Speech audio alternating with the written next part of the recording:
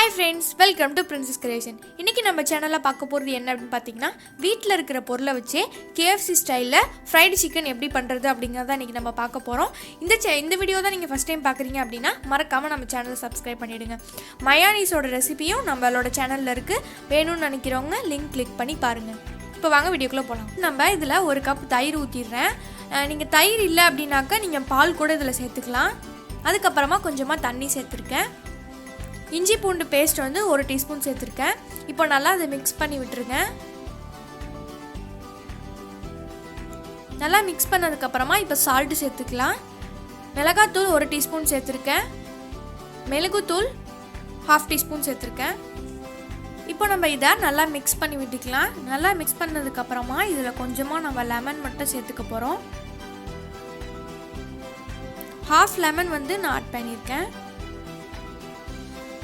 இப்போ நம்ம இதில் சிக்கன் ஆட் பண்ண போகிறோம். நான் போன்லெஸ் சிக்கனாக எடுத்திருக்கேன். நீங்கள் எந்த மாதிரி சிக்கன் வேணாலும் இதுக்கு ஆட் பண்ணிக்கலாம். முடிஞ்ச அளவு பெருசாக சிக்கன் எடுத்துக்கிட்டிங்க அப்படின்னா ஃப்ரை பண்ணதுக்கப்புறமா பார்க்குறதுக்கு ரொம்ப நல்லாயிருக்கும். அதுக்காக பெரிய சிக்கனாக முடிஞ்ச அளவு எடுத்துக்கோங்க.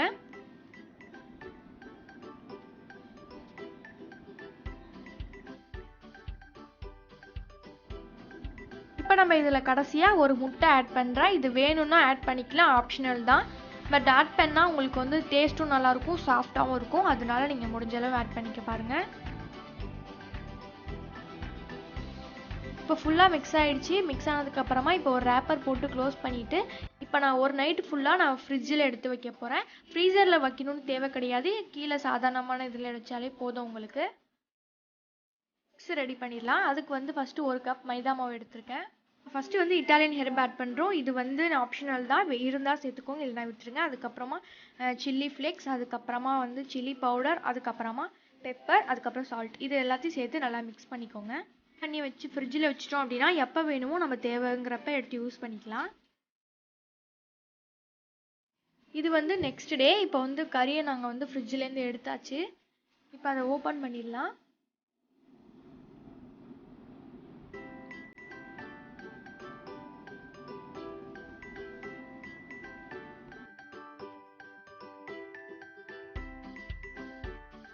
இப்போ ஒரு பவுல் எடுத்துக்கலாம். அந்த பவுலில் வந்து கொஞ்சமாக தண்ணி சேர்த்துக்கோங்க. ஐஸ் வாட்டர் இருந்தால் ஐஸ் வாட்டர் சேர்த்துக்கலாம். அப்படி இல்லைனா சாதாரணமான வாட்டரை எடுத்துக்கிட்டு அதில் ஐஸ் கியூப்ஸ் வந்து ஆட் பண்ணிக்கலாம். இப்போ நம்ம ஃபஸ்ட்டு இந்த சிக்கனை எடுத்துட்டு நம்ம அந்த பவுடர் மிக்ஸில் போட போகிறோம். நல்லா பவுடர் மிக்ஸில் போட்டு நல்லா ஃபுல்லாக கவர் பண்ணிக்கோங்க.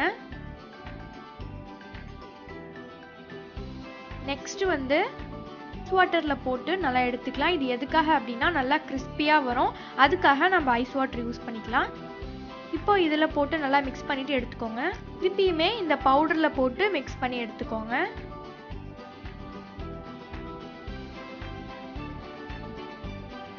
மாதிரி இப்போ எல்லா பீஸையுமே வந்து நான் ரெடி பண்ணி வச்சுட்டேன்.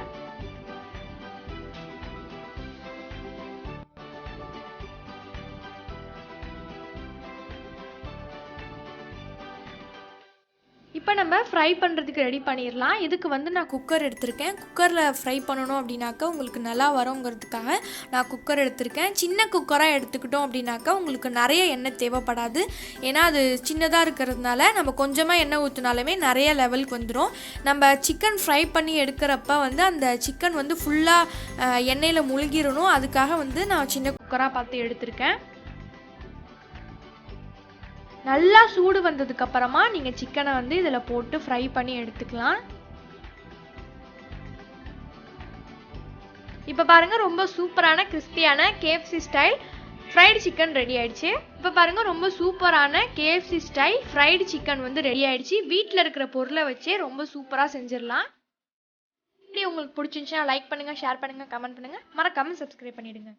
ஃபார் வாட்சிங்.